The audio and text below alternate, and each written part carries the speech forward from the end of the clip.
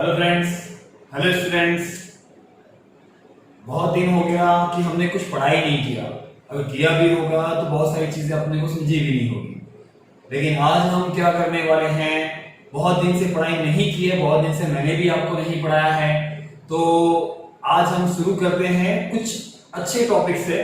हम 11th की शुरुआत कर रहे हैं। 11th की स्टार्टिंग को हम लोग बहुत ही मजेदार बनाएंगे। 11th में और 10th में क्या डिफरेंस है वो आपको अब पता चलेगा। मतलब साइंस लो या कॉमर्स लो, जो भी लोगे, आप जब भी आप इस फील्ड में मतलब इस 11th के कॉन्सेप्ट को पढ़ोगे तो कुछ इंटरेस्टिंग मिलेगा आपको। अब इस इंटरेस्टिंग चीजों को और इंटरेस्टिंग बनाने के लिए मैं इसको और ज्यादा इंटरेस्टिंग करके आपको पढ़ाऊंगा। तो मैंने अभी जो लेक्चर स्टार्ट किया हुआ है, मैंने जूम ऐप पे भी लेक्चर स्टार्ट किया हुआ है, लेकिन मैं जैसे जैसे टॉपिक को पढ़ाता रहूंगा उसके वीडियोस क्या करूंगा, उस टॉपिक के वीडियोस मैं धीरे धीरे क्या करूंगा, यूट्यूब पे अपलोड करता रहूंगा। तो आप एक काम करना, अपने फ्रेंड्स और आप जितने भी लोग हैं जो 11th में जा रहे हैं, उनको मैथ्स में कोई भी टॉपिक में किसी भी तरीके का कोई भी डाउट है तो इस वीडियो को देखते रहेगा तो उसे सारे के सारे डाउट्स उसके क्लियर होते जाएंगे। तो लेट्स बिगिन। हम स्टार्ट करते हैं। हमारा फर्स्ट मैथ्स 2 का फर्स्ट चैप्टर है कॉम्प्लेक्स नंबर। तो अभी नंबर वर्ड ही आने से अपने को मालूम पड़ गया कि गिनती तो किसी को भी आती है, नंबर्स तो सबको आता है। नंबर्स बहुत लोगों को आता है। 1 से लेके कितना है, इनफाइनाइट है। इनफाइनाइट मतलब उसका एंडिंग होगा ही नहीं, और जब एंडिंग होगा ही नहीं तो नंबर्स तो बहुत मिलेंगे। ठीक है, तो नंबर्स में आपने कौन कौन से नंबर्स के बारे में पहले पढ़ा है? नेचुरल नंबर के बारे में पढ़ा है, होल नंबर्स के बारे में पढ़ा है, integer number, rational number, irrational number और real number. The last one is real number. आपने एक चैप्टर पढ़ा था 9th में, रियल नंबर पे, वास्तविक संख्याएं हिंदी में बोला जाता है। तो मैंने इसके बाजू में आपको हिंदी वर्ड भी लिख कर दिया हुआ है, क्योंकि मेरे जो प्यारे बच्चे हैं जो हिंदी मीडियम और अदर मीडियम से बिलोंग करते हैं, उनको ये सारे वर्ड थोड़ा सा पहली बार सुनाई देते हैं। तो मैंने इसके हिंदी वर्ड लिख दिया है, लेकिन इस हिंदी को आपको एक बार पढ़कर इंग्लिश में से क्या बोला जाता है ये आपको याद हो जाना चाहिए। अगर ये चीज आपको याद नहीं होगी तो आप आगे के क्वेश्चंस और नंबर्स को के बारे में सोचते ही रह जाओगे।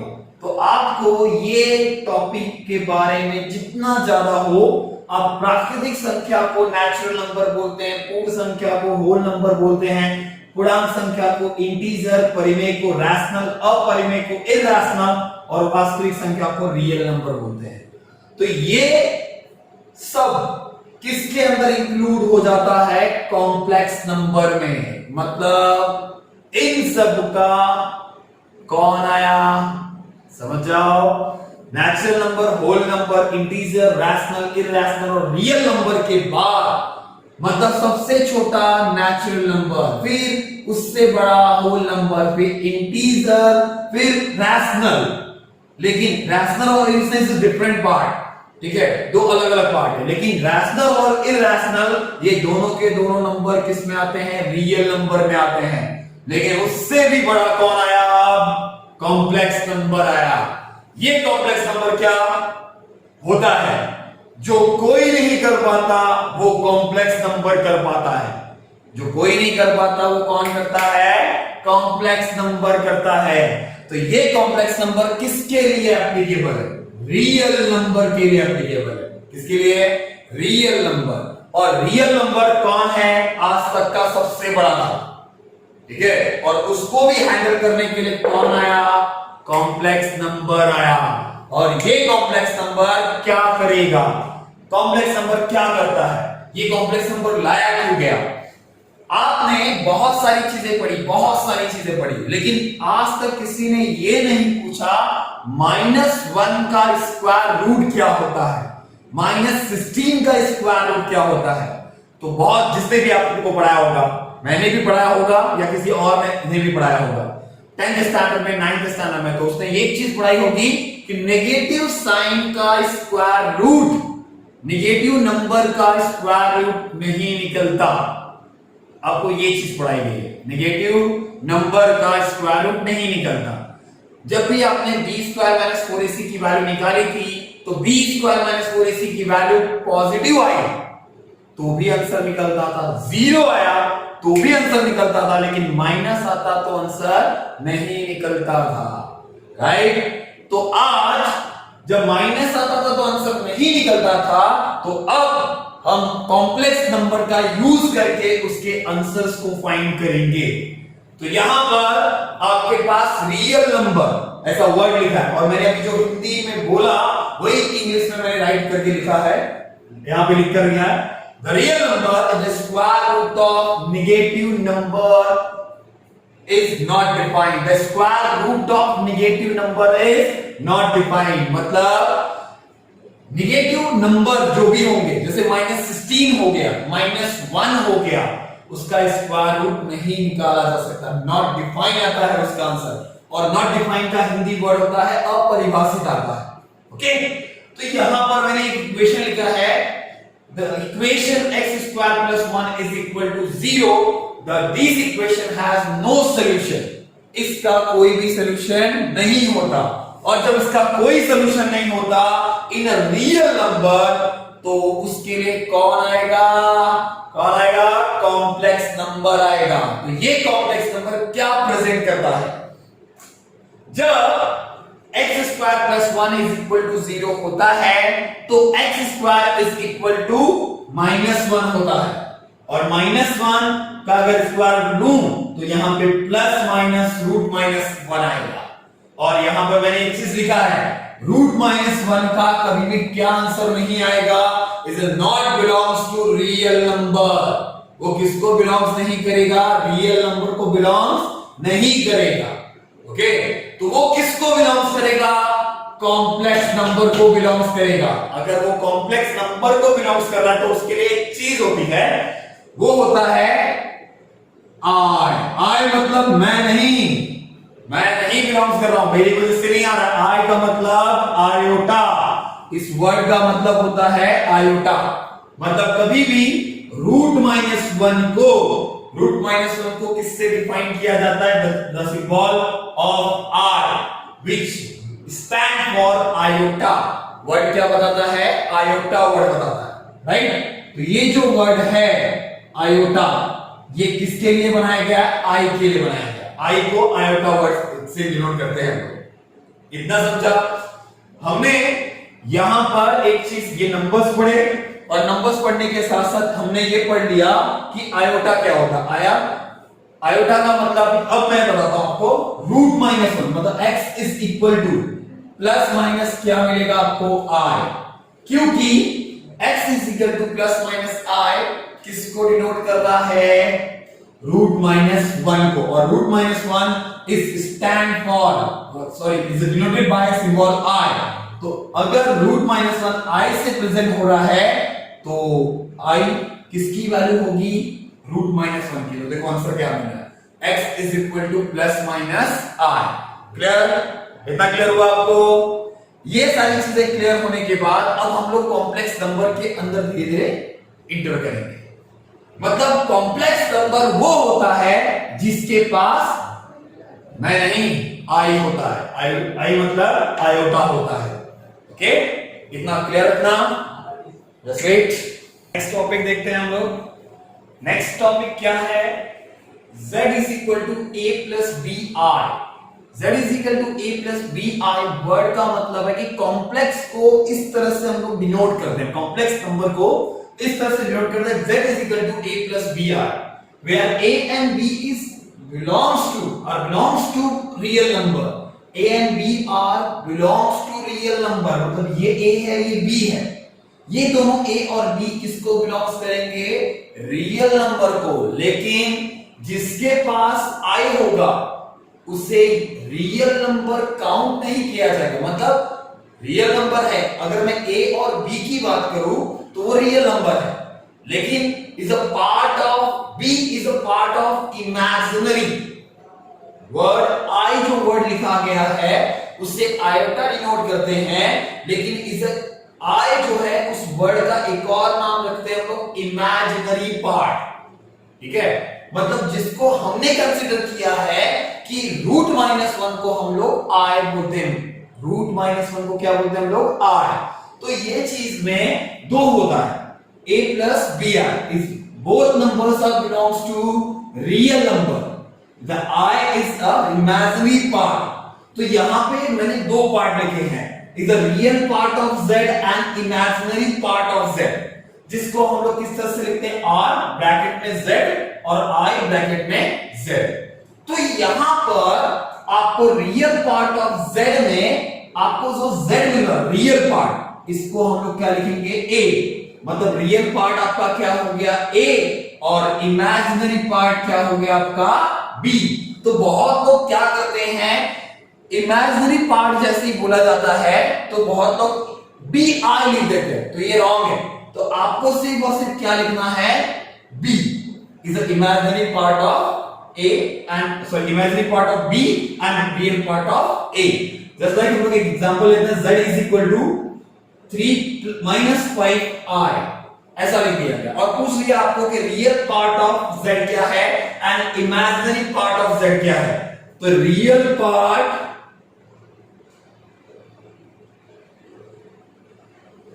z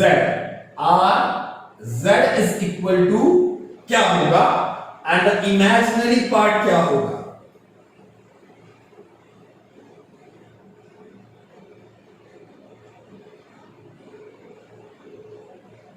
The real part of z and imaginary part of z, बताओ, बता सकता है कोई? एकदम इजी। यहां पर a और ये b i है, तो i किसके साथ है? -5 और 3। तो एक चीज ध्यान में रखना है ये भी कि यहाँ पे a और b लिखा तो ये प्लस साइन है इसलिए b लिखा है। अगर ये a माइनस b होता तो यहाँ पे माइनस b लिखना पड़ता आपको। तो साइन मैटर करता है यहाँ पर। Real part of z and imaginary part of z, ये क्लियर?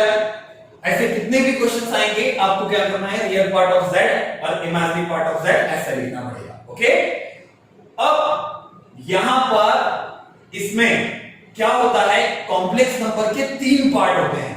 ये तीनों पार्ट क्या होते हैं ध्यान से समझना। एक फर्स्ट पार्ट होता है आपका रियल, सेकेंड पार्ट होता है आपका प्योरली इमेजिनरी,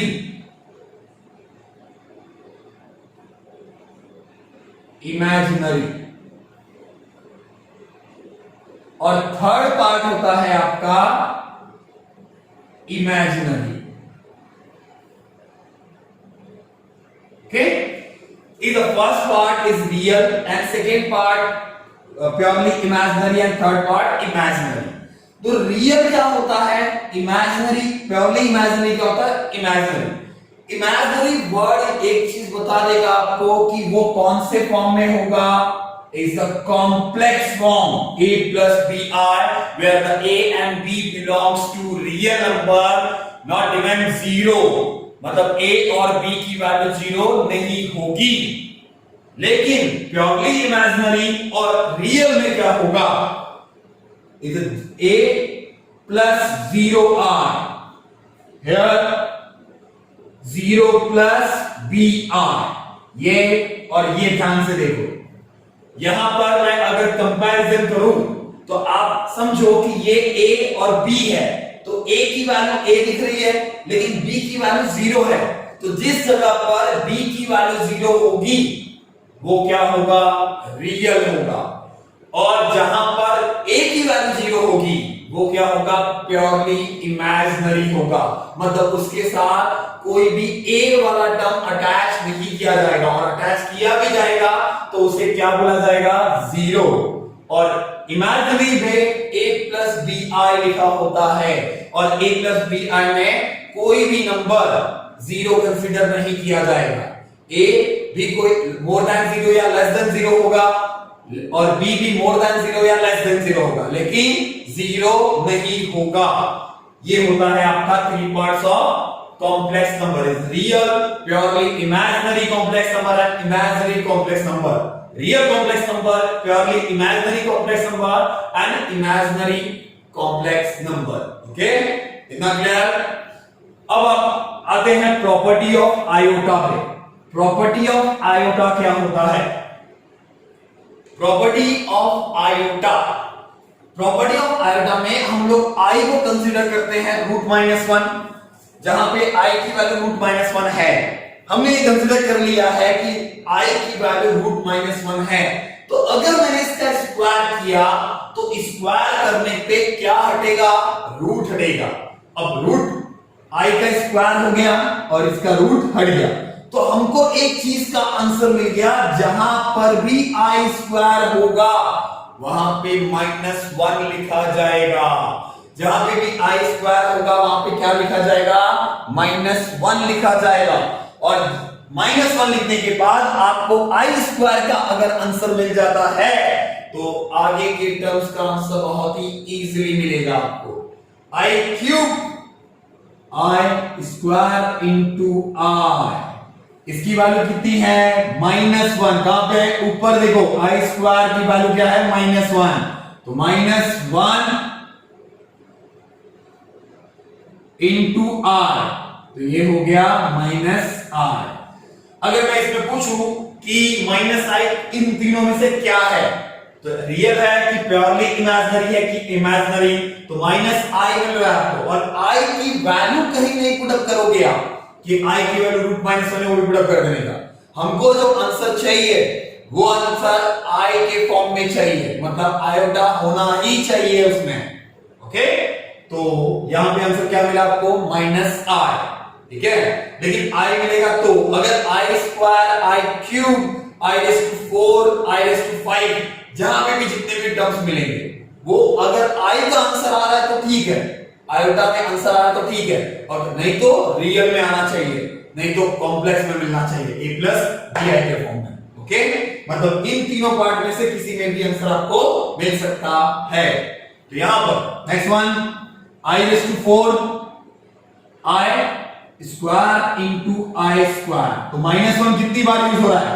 -1 तो कितना मिला आपको? 1, क्योंकि -1 इंटू -1 आंसर क्या होगा? +1। ओके, चलो ध्यान देना, ध्यान देना। यहां पर इतना चीज समझने के बाद अब कितना भी बड़ा पावर आ जाए, अगर आपको ये 4 टर्म्स के आंसर मालूम है, सॉरी 4 टर्म्स बोल रहा हूं, ये 3 टर्म्स के आंसर अगर मालूम है, ये याद भी नहीं होगा तो भी चलेगा, क्योंकि मोस्ट ऑफ जहां पर भी क्वेश्चन में आपको कॉम्प्लेक्स के फॉर्म में आई नोट किया होगा, उस क्वेश्चन में जरूर लिखा होगा कि √-1 किसकी वैल्यू है? आई की वैल्यू है। ओके, तो यहां पर आई स्क्वायर, आई क्यूब, i⁴, ये चारों आंसर आने के बाद अब हमको इसका आंसर निकालना है। तो आपको एक चीज ध्यान रखना है, अगर पावर 4 नंबर से ज्यादा हो गया तो सबसे पहला काम एक ही होगा कि उस नंबर को आपको 4 से डिवाइड करना है, उस नंबर को 4 से डिवाइड करना है। क्या ये नंबर 4 से डिवाइड होगा? अगर नहीं होता, पहले होता तो होता है, तो पहले देख लेते हैं कितना 4 अंदर लिख देने का, और जितना डिवाइड करने के बाद आंसर आएगा उसे रूट के इस ब्रैकेट के बाहर लिखने का। अब √i⁴ की वैल्यू क्या आपको पता है? 1, तो 1 का पावर 5, तो कुछ भी हो जाए आंसर तो 1 ही आएगा ना। क्लियर? Next one, 24। क्या ये 24 भी 4 से डिवाइड होता है? अगर 24 4 से डिवाइड होता है तो कितना? 6। आंसर 1, क्योंकि पावर में 6 है, और 1 के पास कितना भी पावर हो उसका कोई कुछ कर नहीं सकता। ओके, 29 में क्या होगा? पावर में क्या मिलेगा आपको? क्या मिलेगा? 29 क्या 4 से डिवाइड हो रहा है? Just check. 29 4 7 28। ओके, तो यहां पर रिमाइंडर कितना बचा? 1। तो अब ध्यान दो, अगर आप 4 और 7 अगर 4 से डिवाइड करते हो 29 को, तो वैल्यू कितनी आती है? पावर की 7 आती है। तो हम ऐसा लिखेंगे i⁴ का पावर 7 इंटू r। आई मतलब 1 का एक कम हो गया, रिमाइंडर जो बचेगा उतना इसको पावर देना है आपको। ओके, यहां पर कितना आया, इसका आंसर कितना आएगा 1, और 1 का पावर 7, मतलब आंसर बचेगा सिर्फ i। Clear. Next 100 i raise to 4 का पावर 25, क्योंकि 25 4 जा 100 होता है, तो आंसर कितना मिलेगा 1। 200 i रेज़ टू 4 का पावर 50, आंसर कितना आएगा 1।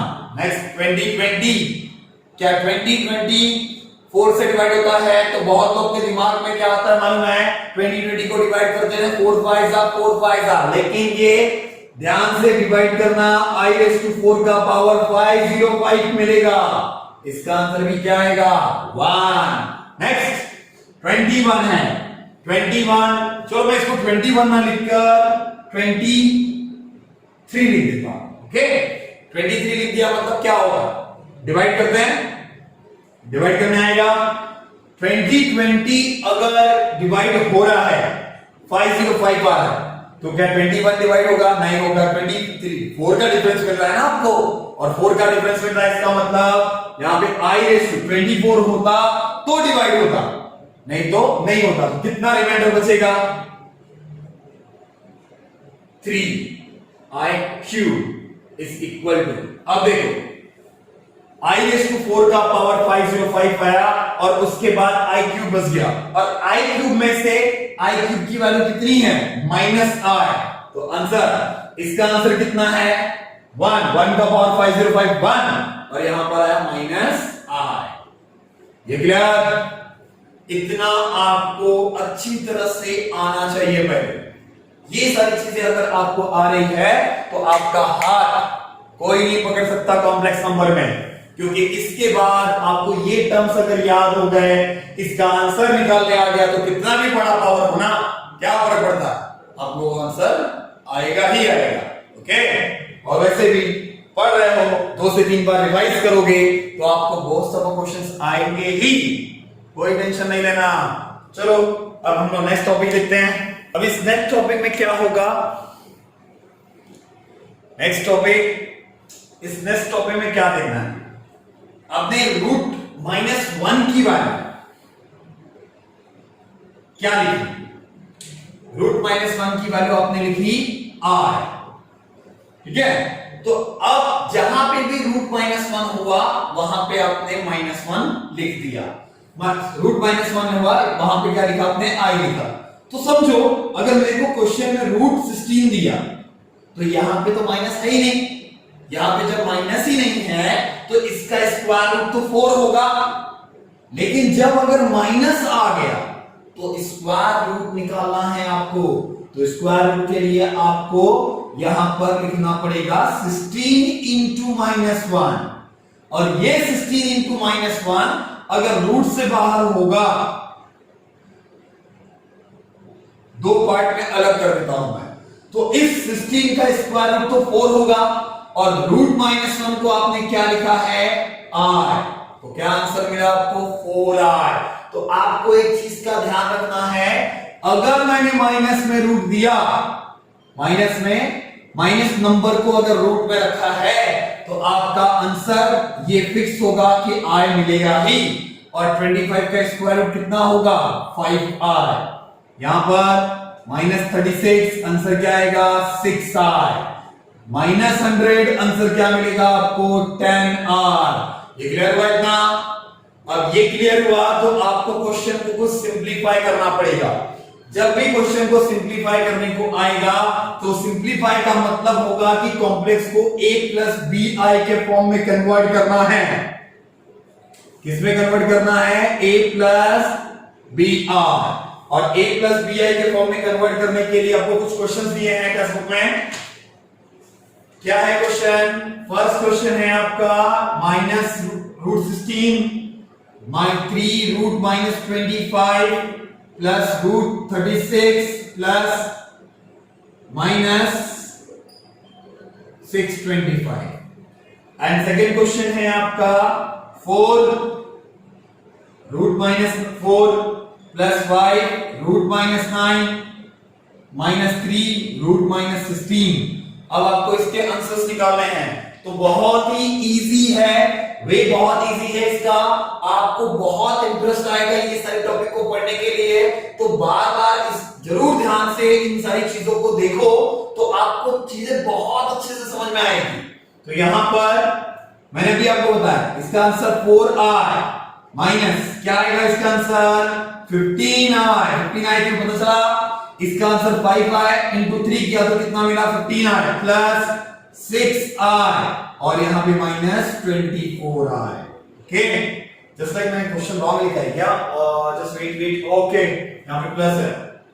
ओके, तो इस प्लस माइनस से कोई डिफरेंस मतलब होता नहीं, क्योंकि आपको पता है कि रूट के अंदर -1 है तो माइनस बाहर आएगा नहीं, ब्रैकेट होता तो माइनस बाहर आता, लेकिन रूट के अंदर है तो ब्रैकेट टूटेगा भी नहीं, सीधा आंसर को किस में कन्वर्ट कर देंगे 5i में। ओके, ये 15i 5i मिला, 5 इंटू 3 किया तो 15i मिला। अब देखो 4 15 6 मल्टीप्लाई किया तो कितना मिलेगा 25i माइनस 25i। आंसर क्या हो गया 0।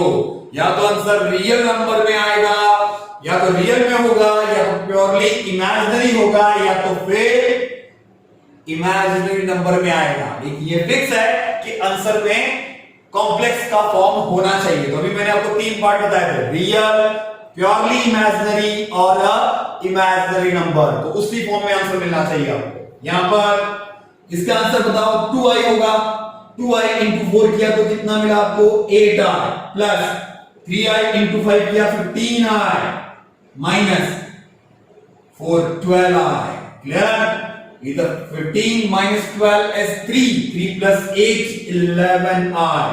अगर मैं यहां पर पूछूं कि ये क्या है और ये क्या है, तो ये कौन सा कॉम्प्लेक्स नंबर है, ये कौन सा कॉम्प्लेक्स नंबर है, तो ये आपका रियल कॉम्प्लेक्स नंबर है और ये आपका प्योरली इमेजिनरी कॉम्प्लेक्स नंबर है। तो ऐसा क्वेश्चन पूछा नहीं गया है, जैसे मैंने पूछ लिया आपको कि आपके नॉलेज में है। आते हैं नेक्स्ट कॉन्जुगेट को। कॉन्जुगेट वर्ड का मतलब होता है अनुबद्ध। अब ये अनुबद्ध क्या होता है, आप लोग बहुत लोग हिंदी में भी नहीं जानते होंगे कि इसे इसका मतलब क्या होता है। तो अनुबद्ध वर्ड का मतलब होता है उल्टा करना, साइन को चेंज करना। ठीक है, अब जैसे आपको पूछा गया 1/√5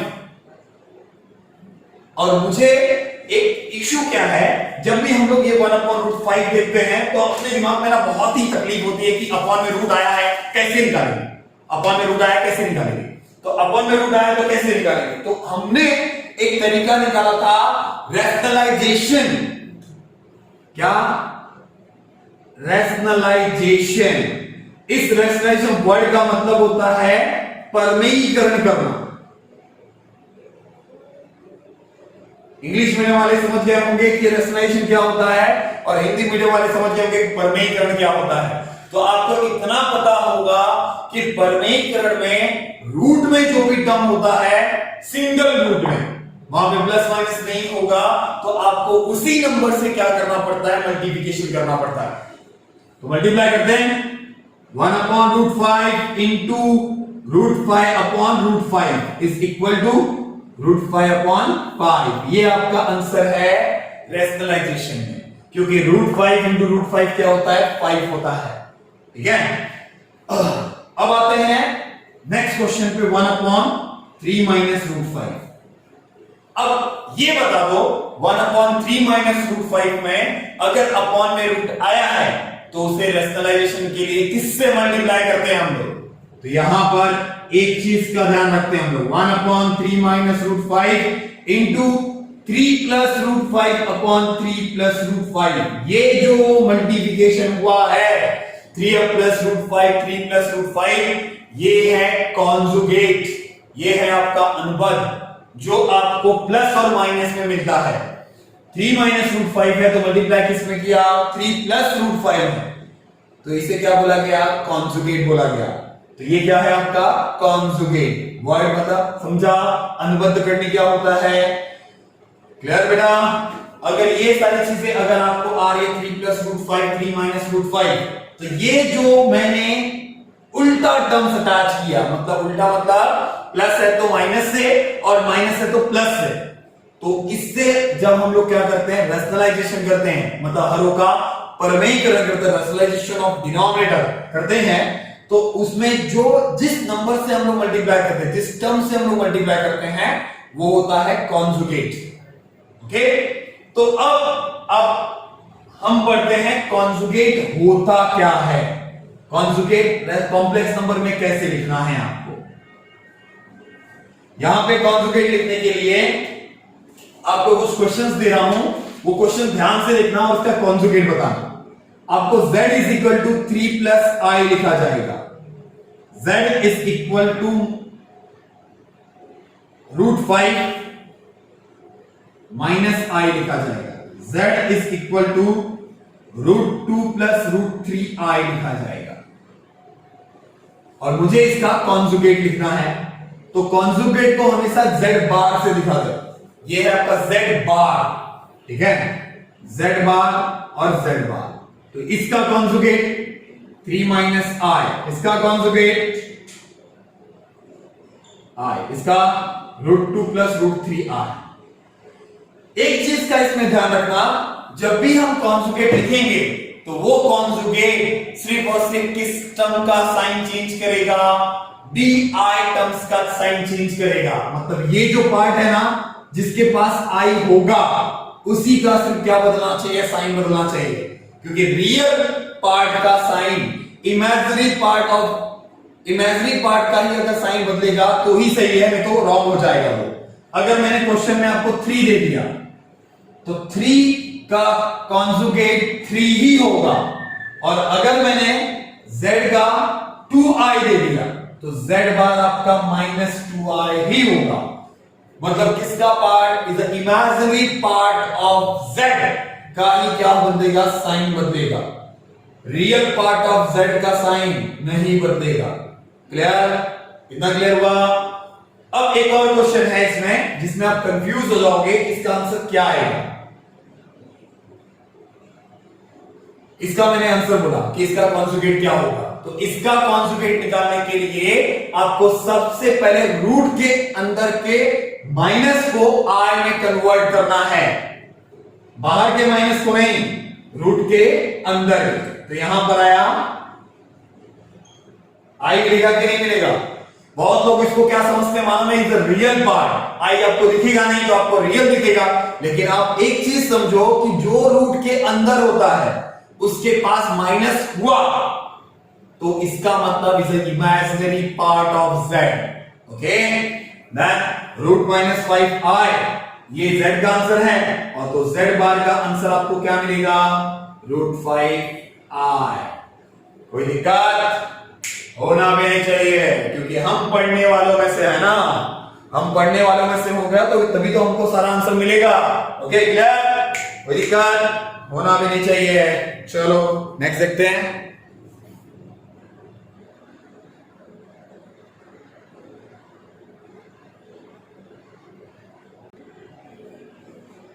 चलो स्टूडेंट्स, आज के दिन का लास्ट टॉपिक हम लोग देख लेते हैं, the comparing of complex number left hand side and right hand side. a and b का कंपैरिजन करना है, मतलब a प्लस bi का कंपैरिजन आपको दिए गए कॉम्प्लेक्स से करना है और उसके a और b की वैल्यू फाइंड करनी है। तो यहां पर z की value z is equal to a plus bi। तो what is the value of a and b। a की वैल्यू कितनी मिल रही है आपको 3, b की वैल्यू 2, हियर a की value -3 and b -2, a 3 b -2। Okay, कोई दिक्कत। And next one, a is equal to -3 and b is equal to 2। This is your answer of a and b by comparing a plus bi। मतलब a plus bi के साथ comparison इसका करना है और किसका आंसर फाइंड करना है आपको, a and b का। सेम एज आपको 3 क्वेश्चंस मैंने बोर्ड पे लिखे हुए हैं, ये तीनों क्वेश्चंस के आंसर्स आपको क्या करने हैं, निकालने हैं। विच आंसर्स, किसके आंसर्स निकालने हैं, ए एंड बी। और ए एंड बी का आंसर कैसे मिलेगा आपको, ए और बी का आंसर निकालने के लिए आपको यहां पर ये देखना है तो which is the real part of that and which one is the imaginary part of that. मतलब इसमें कौन सा रियल पार्ट ऑफ जेड है एंड कौन सा इमेजिनरी पार्ट ऑफ जेड है। तो यहां पर देखो ये आपके रियल पार्ट है तो इस साइड भी आपको रियल मिल रहा है और ये आपका 2i और यहाँ पे 6 है, क्योंकि इसीलिए मैंने आपको बोला कि हमको जो कंपैरिजन करना है वो i टर्म के साथ में करना है और i को लिखना नहीं है। तो यहां पर हम लोग को जो इमेजिनरी पार्ट मिल रहा है वो क्या है 2a is equal to 6, then a is equal to 6 by 2, then a is equal to 3। इतना तो होता ही है आपके दिमाग में कि जब 2a is equal to 6 आए तो 2 को किधर लेके जाने का। ओके, यहां पर a plus 2b is equal to 4। तो यहां पर जैसे ही a plus 2b is equal to 4 आया तो आपके दिमाग में एक मस्त चीज आती है कि जैसे ही हमको एक का आंसर मिलता है तो दूसरे का आंसर कैसे निकालते हैं। तो दूसरे का आंसर निकालने के लिए क्या करना है, इस a की वैल्यू को इसके अंदर पुट अप करना है और किसका आंसर निकालना है, b का आंसर निकालना है। ओके, नेक्स्ट वन, वापस से हम लोग कंपैरिजन करते हैं which one is in the right in the left hand side, which one is the imaginary part of z and which one is the real part of z। this is real and this is imaginary, and where in a left hand side, sorry, in a right hand side it is real and this is imaginary। Okay, then what we have, a minus b is equal to a and a plus b is equal to 5। then a cancel हो रहा है, b को transfer करो, देखो मिल जाएगा आपको b is equal to a minus a, then b is equal to 0। 0 बन गया हीरो। चलो चलो next, then a plus 0 is equal to 5, then a is equal to 5। बोला ना आपको, आपके दिमाग में एक मस्त टॉपिक निकलता है कि a अगर एक का आंसर मिलता है तो और उसके अंदर वो चीज इन्वॉल्व है जिसका आंसर हमको मिला है तो दूसरे का आंसर तो बहुत चुटकियों में मिलता है। Next question number third. Next question number third में हमको क्या दिया हुआ है, देखो ये मल्टीप्लिकेशन का फॉर्म दिया हुआ है। अगर ये मल्टीप्लिकेशन का फॉर्म दिया हुआ है तो ये फिक्स है कि ये a प्लस bi के फॉर्म में नहीं मिलेगा और a प्लस bi के फॉर्म में नहीं मिलेगा। लेकिन इसके राइट हैंड साइड को देखो, इसके राइट हैंड साइड में this is and this is the real part of z and this is the imaginary part of z। अगर ये दोनों real and imaginary part of z है तो राइट हैंड साइड में अगर ये पार्ट आपको दिख रहा है तो लेफ्ट हैंड साइड में भी आपको ऐसा पार्ट दिखना चाहिए, तो ही आप कंपैरिजन कर पाओगे, नहीं तो कंपैरिजन नहीं हो पाएगा। तो आपका काम क्या होगा, आपको इसके लेफ्ट हैंड साइड को ब्रैकेट को ओपन करना पड़ेगा। तो a प्लस b का मल्टीप्लाई क्या लिखूं, 2 plus i plus b 2 plus i is equal to किसके, b plus 1 plus 10 plus 2ai। Okay, then 2a plus ai plus 2b plus bi is equal to b plus 1 and 10 plus 2ai। Then comparison करते हैं, लेकिन comparison में एक rule होता है कि अगर क्वेश्चन में a प्लस bi का फॉर्म नहीं मिला, one is real part of z and other one is the imaginary part of z, तभी क्या कर सकते हैं हम, कंपैरिजन कर सकते हैं। तो 2a प्लस 2b एक bracket plus a plus b is equal to b plus 1, इधर i आएगा, b प्लस 1 एक bracket plus 10 plus 2a r। Okay, then 2a plus 2b is equal to b plus 1, real part of z, then 2a minus b plus b is equal to 1। this is first equation, right है, कोई दिक्कत, comparison हो गया, मालूम पड़ गया आपको। Okay, next one, second one difference क्या होगा, a plus b is equal to 10 plus 2a, 2a को ट्रांसफर किया तो minus a plus b is equal to क्या मिलेगा आपको, 10। This is second equation. अब इन दोनों इक्वेशन को आपको क्रैमर रूल अपनाना है, साइमल्टेनियस इक्वेशन युगपत समीकरण हल करना है, वो आपका काम है। उन दोनों को सॉल्व करके आपको क्या करना है, इसको ए और बी का आंसर फाइंड करना है। ओके बेटा, आज के लिए इतना बहुत हुआ, लेकिन आप एक चीज का ध्यान रखना, जब भी आप इन सारी चीजों को पढ़ोगे, मैंने इस वीडियो को इसीलिए बनाया है कि जब मैं आपको पढ़ाऊं और आपको कुछ टॉपिक समझ में नहीं आए तो आप क्या करोगे, इस वीडियो को बार बार देखकर चीजों को समझ जाओगे। ओके, तो आज हमने इतना किया। अब कल नेक्स्ट लेक्चर में हमको ये सारी चीजें तैयार होनी चाहिए। अगर तैयार नहीं होगी तो आपको बार बार इस वीडियो को देखकर तैयार करना पड़ेगा। ठीक है, तो आपको साइंस लेना है, कॉमर्स लेना है, चॉइस इज योर्स, लेकिन इतना ध्यान रखना, इज कॉम्प्लेक्स नंबर आपको दोनों स्ट्रीम में मिलेगा, और दोनों स्ट्रीम में मिलेगा मतलब आपको तो इसे पढ़ना ही पड़ेगा। तो आप अभी से क्यों नहीं पढ़ते? क्योंकि जब तक आप नहीं पढ़ोगे, ये कोरोना तो चलता ही रहेगा, लेकिन आपके एग्जाम्स ऐसा नहीं कि नहीं आएंगे, एग्जाम्स आएंगे, एग्जाम्स होंगे। एग्जाम्स को बाद में देखो, लेकिन पहले हमारा जो कॉन्सेप्ट है वो तो स्ट्रांग होना चाहिए। बाद में देख लिया जाएगा एग्जाम में क्या करना है क्या नहीं करना है, लेकिन पहले अपने कॉन्सेप्ट को स्ट्रांग करो, अपना बेस बिल्डअप करो। बेस बिल्डअप करने के बाद ही हमको बहुत सारी चीजें आएंगी। ठीक है, तो आपको अगर ये वीडियो बहुत पसंद आया होगा या थोड़ा भी पसंद आया होगा या चीजें आपको समझ में आई होगी, तो प्लीज आप इसे सब्सक्राइब कर दो, इस चैनल को सब्सक्राइब करो, अपने फ्रेंड्स, अपने जितने ज्यादा फ्रेंड्स होंगे उनको भेजो इसे, और मेरा थोड़ा सा जो वीडियो है उसे लाइक ज्यादा करो। ठीक है, लाइक करोगे तो बहुत सारी चीजें मैं आपको यहां पर, बहुत सारे कॉन्सेप्ट, बहुत सारे डाउट्स जो आपके होंगे उसे सॉल्व करने में आपकी हेल्प करूंगा। ओके, चलो मिलते हैं नेक्स्ट लेक्चर में, और आप मेरा बेसब्री से इंतजार करना कि मैं इस वीडियो लेक्चर्स में आपको बहुत सारी चीजों का डाउट्स, आपके मैथ्स का जो डाउट्स है वो मैं क्लियर कर सकूं। ओके, चलो बाय।